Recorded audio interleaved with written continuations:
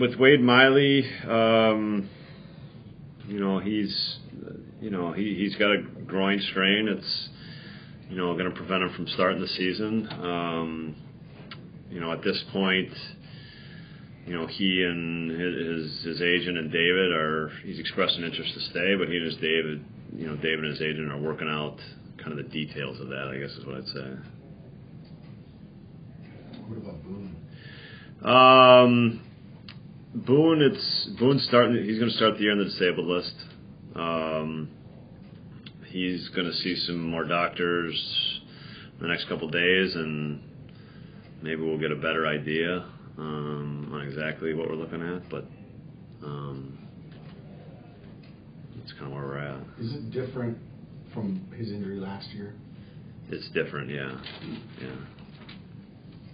Are they calling it any particular thing right now, or to be determined? Honestly, what I've heard, it's the same thing of what he told me when he's walking off the mound. It's triceps and shoulder, yeah. But it's not the lat tear, huh? No. To my knowledge, it's not, no. It's not, no. Yeah. Because that's a very serious thing, and it's not. Yeah. So all you know is he starts the deal, and then you wait to see how long it takes to come back? Yeah, we should have a better idea, I think, on a course of kind of treatment and plan, I think, hopefully by the time we leave here. Yeah. By the time we leave here at the end of camp? Yeah. Does Wade's desire to stay and the way he's pitched influence decision making on this end, or does it just have to be business as business? No, I don't think so. Look, it was, it's bad timing all the way around for the player, mostly for the player, but for us as well. So it's just getting him healthy, and then if we can work out a way that it makes sense for him to stay, then get him healthy and see where we're at. He was going to make the team, right? He had put himself in a very good place. We're not making decisions until we're making decisions. Yeah. That's just the way it is. To... No, we're not making decisions, so we have to make decisions. Yeah. Today was the day he could ask for his release. We were deciding on Saturday. Got it. Yeah.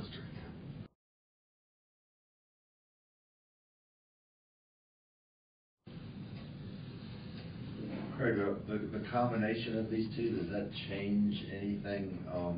That's two less guys. That's what it changes. What I was going to say is, like, would Suter now be looked at more in relief to give you to replace him as a lefty in the bullpen rather than a starter? I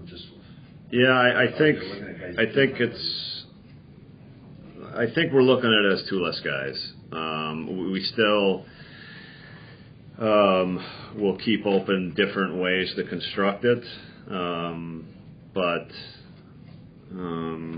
when you take away one guy that was a lock on the team and one guy that we were certainly was under strong consideration,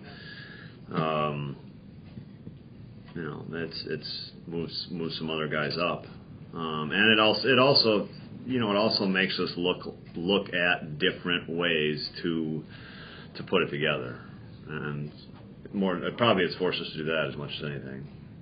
Is one possibility, Craig, like what the Rays are doing, where you have 4 initial outgetters and then 1 flexible spot? Yeah, all that means to me is that you're we just can't get hung up on how many outs the guy that pitches first is going to get. That's all that means. That's what that's what I think and then we will always, I think that could be the case here at times, yeah. That's all, to me, that's what I'd always consider and what I'll still consider. We did it last year, so I wouldn't think you'd see anything, you could see certainly things this year that we did last year. I think we've already done this, actually. Yeah, but it was sort of novel when you did it. It wasn't business as usual for the guys. It was a little more all hands on deck, I think, than the players had seen before. we're just trying to get 27 outs. Yeah, I understand. And so if there's the schedule, what I've said, the schedule during the non-September constrains you, and so it's harder to be it's harder to do it as much. But there still will be opportunities, and I think to put guys in the best position to be successful and for us to win, it's something that we'll continue to look at. So, it's kind of a yes and no answer. I don't mean to be like ducking it from you, but it's kind of a yes and a no. Yeah. If it's the most effective way to win, and we feel like we can, manage the next 3 days, it's something we'll talk about before the game for sure. You know what I mean? So. Well, what you also have going for you is that the 3 guys that are left for those 2, if it's 2 spots, all have options. Woodruff, Suter, and Guerra, right? Yes, they do. So it could be like you've said before, it's not going to be 5 guys. It's going to be a group of starters. So that it seems like it could be a possibility too, right? Is sort of having a mix of could guys do I see that more as something you'd need from a reliever. I think if you're going to consider something like that, the relievers have to be involved in that. To me, it's more the relievers that have to be involved in that than the starters. You'd have to be changing that group more than anything.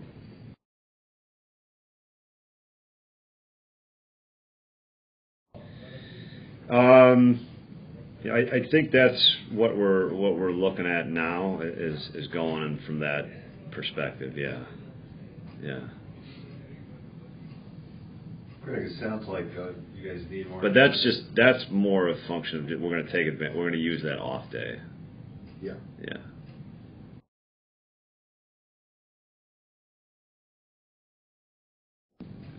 I don't have a guess. He won't throw for 2 weeks, I guess, is probably what I'll tell you. I know for sure. After that, then it's kind of how he responds. Yeah.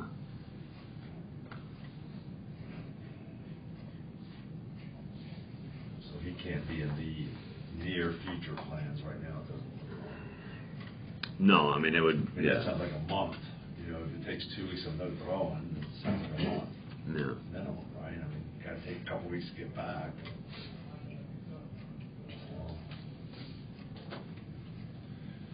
He's taking it remarkably well for the cruelty of the timing of this. Yeah, it's cruel timing for sure.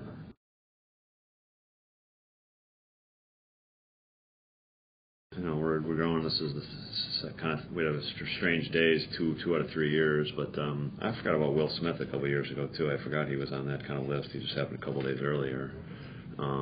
So it's what you got to prepare for, and it's why you have numbers, and I think we have numbers that I feel good about,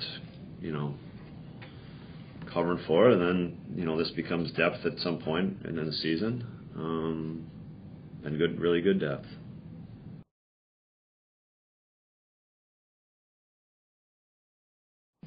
Craig, since they were both left-handers, are you in the market then for another left-hander? Well, look. I don't know if I would just say that we're in the market. I think I would say David is always in the market. That's his job, is to always be in the market for everything. So, no more than normal. That's kind of David's. That's David's role in this. And this is a time of year when. There's player movement at this time of year. There's a lot of player movement. There's going to be a lot of player movement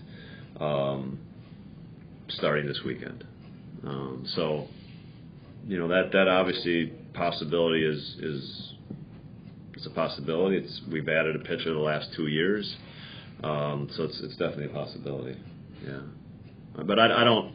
I guess what I would say is that it's not more likely to be a left-handed pitcher than it is a position player, so that's what I'd say. Just whatever strikes his fancy. Yeah. But he's in that mode anyway, like you said. Well, they have to. This is probably one of the most active player movement weeks of baseball. Teams are letting guys Yeah. go. There's still a whole bunch of free agents out there too. And then you add that, yeah. I mean, that's, Yeah.